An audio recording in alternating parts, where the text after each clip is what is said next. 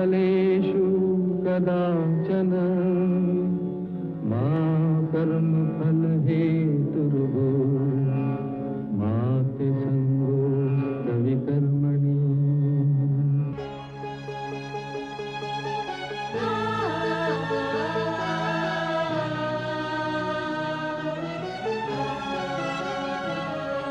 ये औरत है कुदरत का अनमोल तोहफा, ये ममता का सागर मोहब्बत का दरिया है, हर नस्ल हर देश पर कर्ज इसका बनाया गया, त्याग को फर्ज इसका।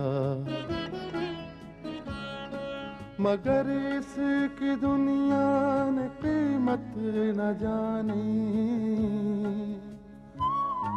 मगर इसकी दुनिया ने कीमत न जानी। अजब दास्तां है, अजब है कहानी।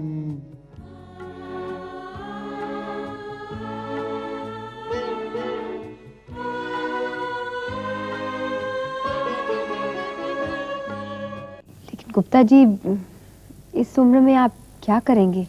बेटी, क्या तेरे ऑफिस में पानी पिलाने की नौकरी भी नहीं मिल सकती मुझे? सिर्फ मुझे पैसे का कोई लालच नहीं, कोई लालच नहीं है। मैं कुछ भी काम करना चाहता हूँ ताकि अपनी बची हुई जिंदगी इज्जत से गुजार सकूं और इज्जत की मौत ना सकूं। गुप्ता जी, नहीं, मैं... बेटी, तू मुझे सलालत की जिंदगी से बचा ले बेटी। तू जो काम कहेगी, जो भी काम कहेगी मैं करूंगा। हाँ ठीक है, कल आप अंजू के साथ आ जाएंगे। लेकिन प्रगति बहन, ऑफिस में कौन सा काम है? ये स्टोर में काम कर सकते हैं। स्टोर में? हाँ, वहाँ ज्यादा भागदौड़ का काम नहीं है, कम से कम बैठे बैठे वो चिट्ठी तो लिख सकते हैं। हाँ। जीती रहो बेटी, तुमने मुझे बड़ी शर्मिंदगी से बचा लिया। कल से आप अंजू के साथ आ जाइए। हाँ, मैं कल से काम पर आ जाऊंगा। अच्छा अंजू, मैं डॉक्टर के पास जा रहा हूँ दवा लेने बेटी। हाँ अच्छा बाबू जी। जयराम जी। प्रगति बहन, हम भी चलता हूँ। ठीक है, आप जाइए, मैं आती हूँ थोड़ी। जयराम जी की। आनंद कहाँ है? वो जरा बाजार गया है, घर का सामान लाने। अच्छा, तुमने और आनंद ने शादी के बारे में क्या सोचा है? प्रगति, शादी तो करनी है, मगर... मगर क्या?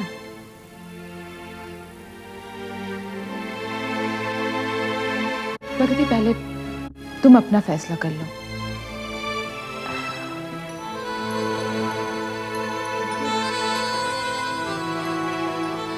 मैंने तो अपना फैसला कर लिया है। पहले ये बता कि तुम दोनों ने क्या फैसला किया? तो हम दोनों ने भी ये फैसला किया है कि जब तक तुम्हारी शादी नहीं होगी, हम भी शादी नहीं करेंगे।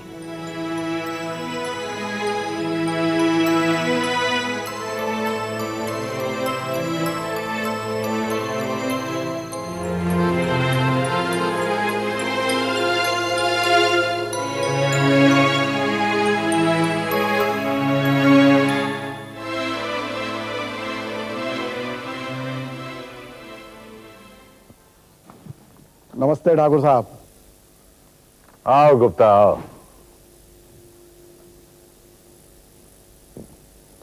बैठो।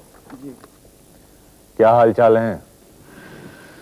ठाकुर साहब, हाल तो ठीक है और चाल मैं चल कर आ रहा हूं। क्या चाल चल कर आ रहे हो तुम गुप्ता? ठाकुर साहब, आप तो जानते हैं मेरे बेटे की मौत का दाग मेरे सीने पर लगा हुआ है जो कभी नहीं उतर सकता। जब भी मैं अंजू का चेहरा देखता हूं, बदले की आग मेरे दिल में और भड़क उठती है। बड़ी बेरहमी से उन्होंने मेरे बेटे को मारा है ठाकुर साहब। मैंने तो उसकी फांसी का बंदोबस्त कर दिया था, फांसी होने ही वाली थी, लेकिन पता नहीं कहां से ये प्रगति बीच में आ गई और उसे मौत के मुंह से खींचकर बाहर ले आई और मुझे फिर से बदले की आग में चलने के लिए छोड़ दिया। लेकिन ठाकुर साहब, मैंने भी कच्ची गोलियां नहीं की। मैं अंजू को छोड़ूंगा नहीं, भले ही मुझे फांसी हो जाए। तो गला घोट देते उसका। नहीं ठाकुर साहब, मैं उसे ऐसी मौत नहीं मारना चाहता। मैं उसके साथ साथ प्रगति को भी बर्बाद कर देना चाहता हूं, जिसने बदले की आग को और भड़का दिया। तुम प्रगति को किस तरह बर्बाद करोगे? ठाकुर साहब, आपको याद होगा एक दिन मैंने कहा था कि मेरे आंसुओं में अभी भी दम है। हाँ, कहा था। मेरे आंसुओं ने अपना असर दिखाया। प्रगति का दिल पिघल गया और उसने मुझे फैक्ट्री में एक नौकरी देने का वादा कर दिया। क्या काम करोगे वहां? फैक्ट्री के स्टोर्स में। स्टोर में? कहा तो ऐसा। तो गुप्ता, तुम हमारे लिए बड़े काम के आदमी थे। हुजूर, अगर मेरी जिंदगी आपके कोई काम आ सके तो इससे बड़ा सौभाग्य और मेरे लिए क्या होगा। आप बताएं, मैं आपके लिए क्या कर सकता हूं। बस तुम प्रगति क्रिएशंस के नए सैंपल्स मुझे लाकर दे दो। नए सैंपल्स? हाँ। अरे भाई, स्टोर्स में तो होते हैं सैंपल्स। हाँ, ये माल तो वहीं रखा जाएगा। फिर तो ये काम मेरे लिए बहुत आसान है। अगर प्रगति क्रिएशंस के डिजाइन्स मुझे मिल जाएं, तो समझ लो कि प्रगति की बर्बादी में कोई कसर बाकी नहीं है। तो समझ लीजिए कि डिजाइन के सैंपल आप तक पहुंच ही जाएंगे। अच्छा ठाकुर साहब, मैं चलूं? जी। ये लो। ठाकुर साहब, बुढ़ापे की बीमारी का एक ही इलाज है, विटामिन एम। रख लेता हूं, धन्यवाद। गुप्ता, ये काम जरा होशियारी से करना। अगर पकड़े गए तो सारा बुढ़ापा खराब हो जाएगा। नहीं नहीं नहीं ठाकुर साहब, आप बिल्कुल चिंता ना करें।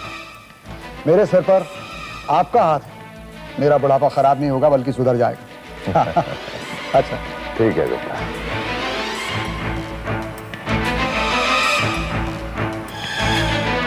विनोद, गुप्ता एक जलती हुई लकड़ी है जिसे मैंने प्रगति की फैक्ट्री में रख दिया है। ये आग जलाकर राख कर देगी उसके अरमानों की नगरी को। मैंने सुना है कि ठोकर खाने के बाद इंसान को अकल आ जाती है, मगर यहाँ तो ठोकर खाने के बाद अकल पर पत्थर पड़ रहे हैं। ठकुराइन, तुम कहना क्या चाहती हो? यही कि इस हवेली के वफादार मुखिया का अंजाम इस हवेली वालों के सामने हुआ है, और हवेली वालों के सामने पुलिस उसे गिरफ्तार करके ले गई, मगर आप उसे बचा नहीं सके। वो गुनहगार था। उसने अपनी बहू को जलाने की कोशिश की। उसका साथ देना मेरे जमीर को गवारा नहीं था।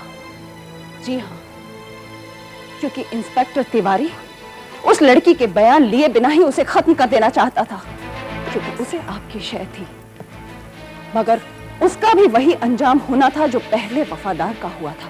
ये झूठ है ठकुराइन। तिवारी को मैंने ये काम करने के लिए नहीं कहा था। ये काम उसने मुखिया की शय पर किया था। ये आदमी जो अभी अभी यहां से गया है, उसमें आप दोनों की शय तो शामिल थी ना? इस बात को कहने से तो आप इनकार नहीं कर सकते ना? ठकुराइन, कहते हैं दुश्मन का दुश्मन दोस्त होता है, और हमने उसे अपना दोस्त बनाया है दुश्मन को खत्म करने के लिए। वो भी छल और कपट से। जंग में हर तरह का हथियार इस्तेमाल होता है ठकुराइन। ठाकुर साहब, जंग तो बाजुओं के बल पर लड़ी जाती है। आपने जिस सिपाही को मैदान जंग में भेजा है, वो तो एक हारा हुआ सिपाही है। हाँ, हारा हुआ सिपाही बदले की आग में जलता है, और यही आग एक दिन दुश्मन को जलाकर राख कर देती है। एक बात याद रखिए ठाकुर साहब, आप प्रगति की फैक्ट्री को जलाकर राख कर सकते हैं, मगर उसकी हिम्मत और उसके हौसले को जला नहीं सकते। तुम देखना ठकुराइन, इस आग में प्रगति का सब कुछ जलकर राख हो जाएगा। अब की बार बकरी को आपने हल चलाने भेजा है। लगता है मुझे आपकी होने वाली हार का इंतजार करना पड़ेगा।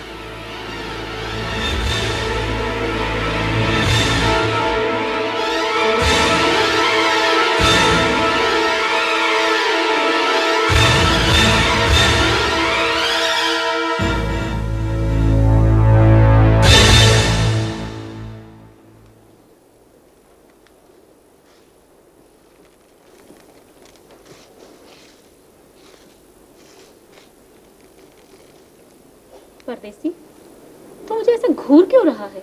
राम कटोरी, मैं कहाँ घूर रहा हूँ? मैं तो ये सोच रहा हूँ कि तू दिन रात क्या सोचती रहती है। तुझे उदास देखकर मेरा दिल उदास हो जाता भाई। तुझे किसने कहा कि मैं उदास रहती हूँ? मेरे दिल ने मुझको कहा, इसलिए मैं बोल पड़ा। देख परदेसी, तू मुझसे ना ये दिल की बात मत किया कर, समझा? देख राम कटोरी, मैं दिल की बात तेरे से नहीं करूंगा तो किससे करूंगा? ये चावला से करूंगा, ये छज्जे से करूंगा, सब्जी से करूंगा, गोभी से करूंगा, किससे करूंगा? देख राम कटोरी, मैं 1.5 घंटे से बकवास कर रहा हूँ, तूने अभी तक ये नहीं पूछा कि मेरे हाथ में क्या है। क्या है? डिब्बा है। डिब्बा? ये डिब्बे के अंदर क्या है भाई? मैं क्यों पूछूं? तू ही बता दे ना। हाँ, ये डिब्बे के अंदर आगरे का पेठा है भाई। अच्छा? मेरे को एक साधु महाराज बोले, तू अपनी पोटी को जाके खिला देना। मुझे? हाँ।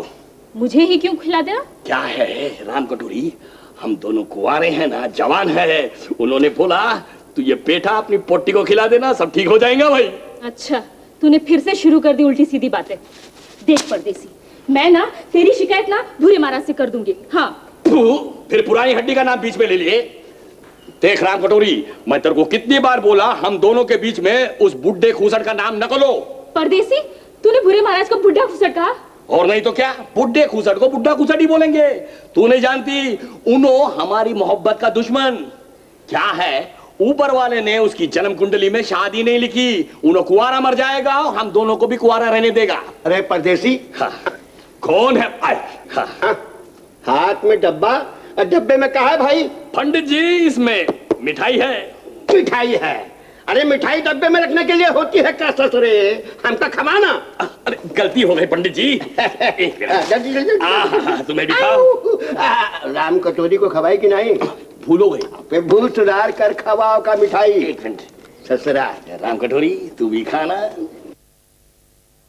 डब्बा भी रख लेना। अरे बहुत बढ़िया मिठाई है भाई, आज हम बहुत खुश है परदेसी। जो मांगना है मांग ले। ऐसा है? सच कह रहे तुम्हें? कभी हम झूठ बोलते हैं क्या? कहीं तुम्हारी जबान तो नहीं फिसलेगी पंडित जी? अरे हम कह रहे हैं मांग ले ससुरे। ऐसा है? पंडित जी, अब तो शादी हो जानी चाहिए। अरे तू तो हमारे मुंह की बात छिड़ जाए बेटवा।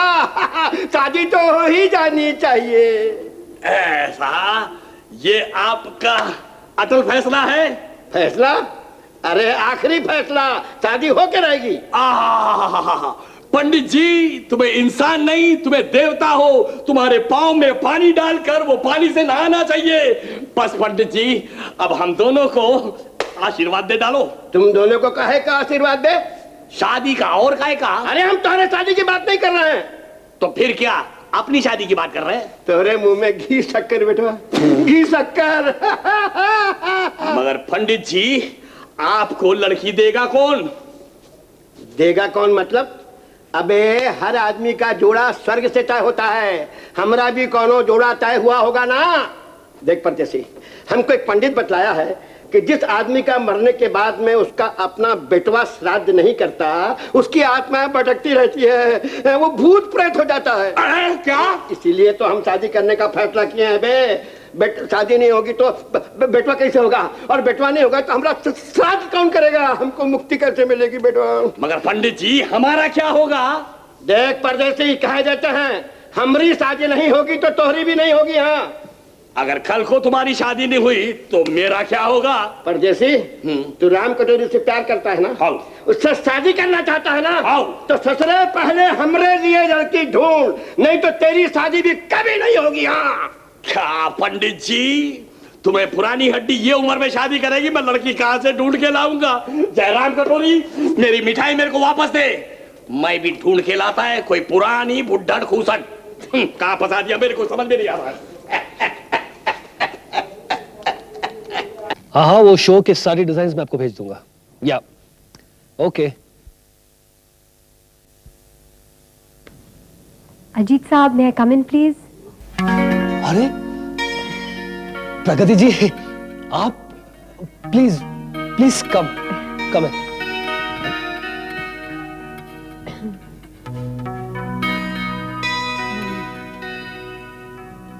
आप बैठने के लिए नहीं कहेंगे? जी जी, बिल्कुल बिल्कुल कहूंगा मैं। आप बैठिए बैठिए प्लीज। मुझे यकीन नहीं हो रहा कि आप मेरे ऑफिस में। मैं बहुत खुश हूं। ये तो आपका बड़प्पन है। नहीं प्रगति जी, आपका आज मेरे ऑफिस में आना मेरे लिए, खैर छोड़िए इन बातों को। पहले ये बताइए कि क्या लेंगे आप, चाय या ठंडा? कुछ भी। ठीक है, तो मैं आपके लिए सॉफ्ट ड्रिंक मंगवाता हूँ। हाँ सुनो, भोलू से कहना एक गर्मा गर्म चाय ले आए। Any problem? नो नहीं। आपकी माँ जी हमारे ऑफिस में उस दिन आई थी। अच्छा, हाँ वो आपसे मिलना चाहती थी। मेरी ज़बानी आपकी तारीफ सुनकर वो आपको देखने के लिए बेताब हो गई। तो इसका मतलब है आप मुझे देखने की चीज समझते?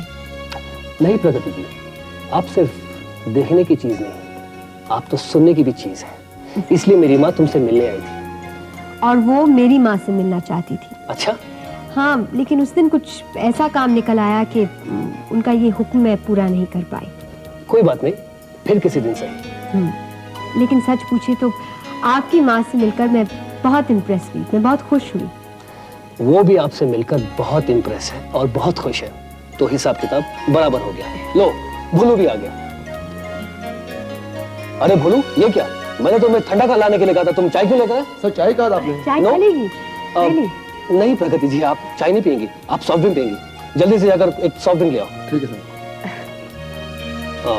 मैंने कुछ गलत तो नहीं कहा? Not at all. By the way, आपकी तैयारियां कैसी चल रही है? तैयारियां तो अच्छी चल रही हैं, लेकिन जैसे कि मैंने आपसे पहले भी कहा, हालात मेरे लिए अच्छे नहीं हैं। मैं समझा नहीं। अजीत साहब, जिस आदमी को आपने चेयरमैन बनाया है वो पार्शल है। पार्शल इसलिए है कि वो एक नंबर का करप्ट आदमी है। प्रगति जी, मैं जानता हूं। नहीं, आप नहीं जानते हैं। वो तो मुझे बर्बाद करना ही चाहता है, लेकिन इसके अलावा वो कमेटी मेंबर्स को इन्फ्लुएंस भी करेगा। वो पूरी कोशिश करेगा कि वो अवार्ड विनोद ठाकुर को मिले, और इसके लिए जितने हथकंडे वो इस्तेमाल कर सकता है वो करेगा। और अजीत साहब, इस कंपटीशन का सबसे खतरनाक पहलू ये है कि मॉडल्स का गलत इस्तेमाल हो रहा है। क्या? हाँ। अजीत साहब, आप विनोद ठाकुर और अधिकारी को नहीं जानते। मैं उन दोनों को अच्छी तरह से जानती हूँ। वो इस अवार्ड के लिए हर जायज और नाजायज तरीका इस्तेमाल करेंगे।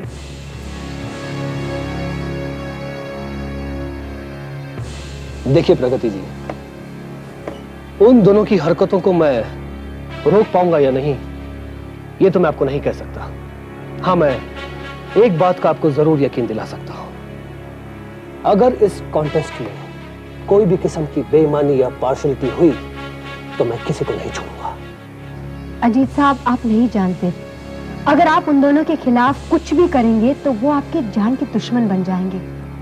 मैं ये चैलेंज एक्सेप्ट करने के लिए तैयार हूं। अजीत साहब, आप समझते नहीं। प्रगति जी, आप भी तो अपने उसूलों की जंग लड़ रही है।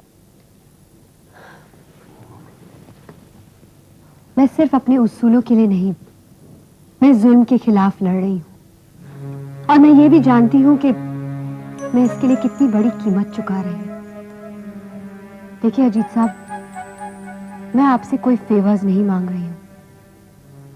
मैं सिर्फ ये चाहती हूं कि सच सच रहे और झूठ झूठ। जी, ऐसा ही होगा प्रगति जी। Thank you. अब मैं चलती हूँ।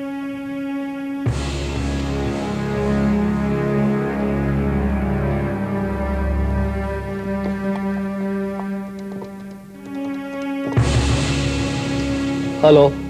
हाँ मिस्टर फर्नांडिस, मैं अजीत चौहान बोल रहा हूँ। आज शाम को मैं आपसे मिलना चाहता हूँ। जी हाँ, बहुत जरूरी काम है। ठीक है, तो 5 बजे मिलते हैं। Thank you.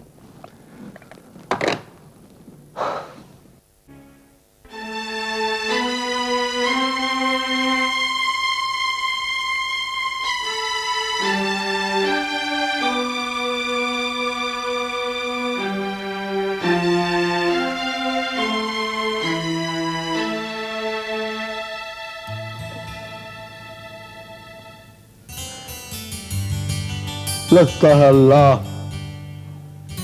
मेरे गुनाहों की सजा तुम सब लोगों को दे रहा। तुम सब लोगों को देना। अरे ये कैसी बातें कर रहे हैं आप? ये सजा नहीं, अल्लाह का एहसान है हम पर कि उसने हमारे घर को बर्बाद होने से बचा लिया। बरसों की गलतफहमियां दूर हो गई, बिछड़े हुए फिर से मिल गए। सबा के अब्बा, आज ये घर सचमुच का घर बना है। इस घर में बदी की हार हुई है और नेकी जीत गई है। ये तो ठीक है बानू,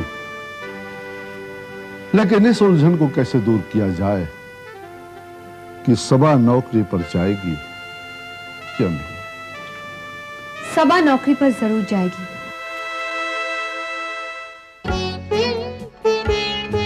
है दुनिया में इंसाफ की ये निशानी, अजब दास्तां है, अजब है कहानी।